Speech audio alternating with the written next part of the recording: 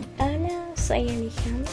Bueno, en este video les voy a hablar un poco más sobre los niveles moleculares de la diabetes mellitus. Incluye un grupo de enfermedades metabólicas que se caracterizan por la elevación crónica de los valores de glucosa por encima del rango normal. Y la diabetes mellitus se caracteriza por la presencia de dos alteraciones básicas como el trastorno en la secreción de insulina y la resistencia periférica a la acción de esta, por lo que hay un intervalo amplio de fenotipos en lo que puede predominar una u otra alteración. Se consideran los factores que cooperan para desarrollar la diabetes mellitus, que son factores ambientales y factores genéticos. Los factores genéticos comenzó a plantear a partir de estudios realizados en gemelos en los cuales había una mayor predominancia en los homocigotos. Bueno, vamos a hablar de la diabetes mellitus por predominio de la deficiencia de insulina. Esta se caracteriza porque presenta una herencia autosómica dominante que se denomina MODY, que afecta a varios miembros de cada generación. Estos significan 3 proteínas asociadas al desarrollo del MODY, de los cuales causan factores de transcripción. Son el HNF1 alfa y beta, HNF4 alfa y TF1 alfa y NeuroD1. Y la sexta es la glucosinasa hepática. Vamos a hablar de la mutación en los genes HNF1, 4 y HNFB1. Estos codifican proteínas con el mismo nombre. Son miembros de una familia de genes que codifican proteínas que actúan como factores de transcripción. Las proteínas HF1 alfa y beta actúan en el páncreas regulando la expresión de insulina al unirse a las secuencias específicas de la región promotora del gen. Estos intervienen en la regulación de la transcripción de otros genes que codifican proteínas implicadas en el transporte y el metabolismo de la glucosa y al igual que el metabolismo mitocondrial. Y la proteína HNF4 alfa es un receptor que interviene en la activación transcripcional de la CYP3A4. Las mutaciones de estos genes se les conocen como MODY1. La mutación en la HNF1A son las más frecuentes y se ha descrito más de 50 mutaciones. Esta MODY es muy frecuente en los pacientes que acuden a las consultas. Al igual que la HNF4A, implica las mutaciones que afectan a la función de las células beta, alfa y secretoras del polipéptido pancreático del páncreas. Las mutaciones en el gen CKC presentan formas moderadas de diabetes con anomalías en el metabolismo de la glucosa. Esto se debe principalmente en niños con una historia familiar de TEPS, se le conoce como MODY2.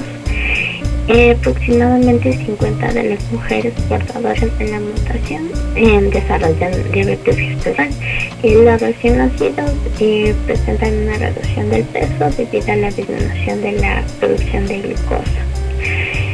Las variaciones fenotípicas entre las diferentes variedades de MODY pueden ser debidas a los defectos asociados a la mutación en la GSK, que identifican un mecanismo único, mientras que otros alteran más de una ruta metabólica.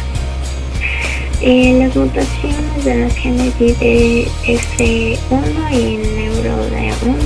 La diabetes producida por mutaciones en los genes que codifican las proteínas IPF1 beta y NeuroD1, también denominada beta 2. Estos actúan sobre la región más activa del promotor de la insulina. El IPF es un factor de transcripción de la familia Homebox que interviene en el desarrollo del páncreas y regula, entre otros genes, la insulina, GSK, el transportador de glucosa 2. al igual que interviene en la estimulación de la transcripción del gen de la insulina, rasgo de la glucosa. En cambio, el gen NORB1, este es un activador transcripcional del gen de la insulina que interviene en el desarrollo normal del páncreas. En la diabetes mitocondrial, esta se debe por la transmisión materna asociada a mutaciones en el ADN mitocondrial, caracterizada por un diagnóstico en etapas tempranas. Este afecta al gen ADN de transferencia de la leucina, provoca una mutación que puede ser del síndrome de MELA.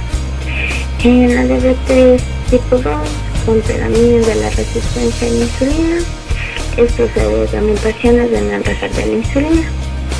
Son muy poco frecuentes en los pacientes con diabetes. Y el lugar donde se produce la mutación depende de los efectos y varían anomalías en el receptor, al igual que en el transporte del receptor a la membrana o disminución de la capacidad de unirse a la insulina. Estos son los principales que se asocian a la resistencia a la insulina es el gen AKT2, que codifica la serina treonina que se expresa en tejidos muy sensibles a la insulina. Estos pacientes portadores de mutaciones en este gen presentan lipodistrofia, al igual que se han encontrado alteraciones en el gen PPARG, que es un factor de transcripción que regula la expresión de genes y es esencial para la acción de la insulina y el mantenimiento de la homeostasis de la glucosa. Los pacientes con mutaciones presentan la lipodistrofia, trastornos en el metabolismo lipídico, hipertensión, esteatosis hepática.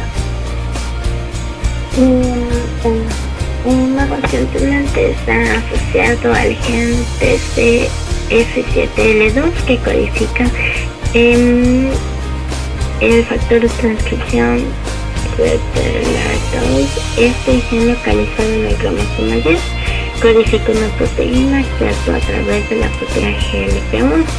Esto desempeña un papel central en la homeostasis de la glucosa y interviene en la regulación de la secreción de la insulina por las células beta.